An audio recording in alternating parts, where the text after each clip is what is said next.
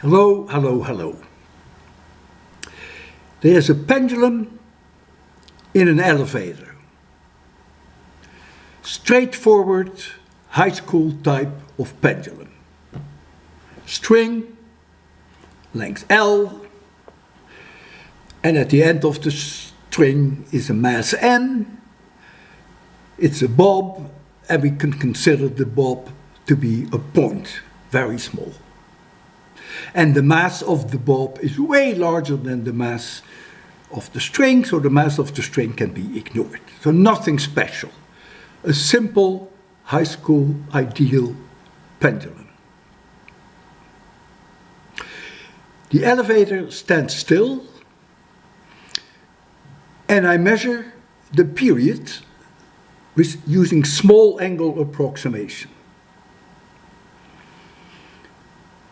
I know how to measure periods of pendulums. If you don't believe me, watch my lecture. I think it's lecture 10 of 801. I can measure it to a high degree of accuracy by measuring the time of many oscillations, 10 oscillations or even 50 oscillations. That reduces the uncertainty in your final answer enormously. So take my word for it, I conclude that the period is 1.50 seconds and that the uncertainty is much less than 1/100th of a second. So we will ignore that uncertainty.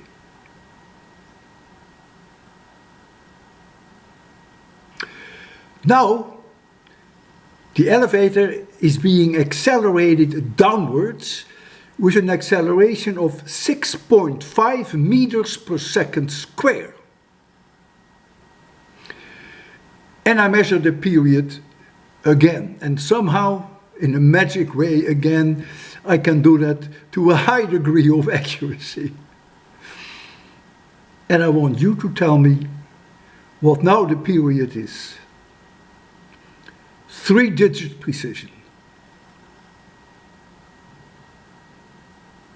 So the elevator is being accelerated downwards with 6.5 meters per second square.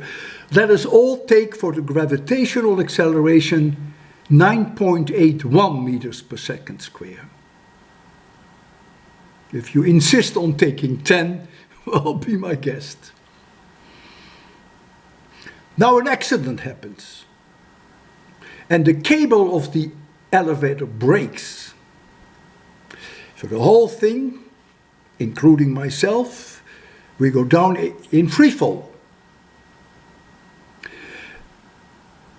And it is a little bizarre that you would be able to measure the period, I agree, because you will crash to the ground and you probably won't be able to tell the story. But let's assume you could measure the period while it is in free fall. What now will you measure? And what will be the precision? How many digit precision would it be? And I will give you a free hand. You may choose the number of degrees of precision. Not for the one when it goes down with 6.5 meters per second square. Then I want 3-digit precision. But when it is in free fall, I accept your choice. Have a nice day. Take care. And yeah, of course, you will want to be friends with me, because this is a very, very simple high school problem.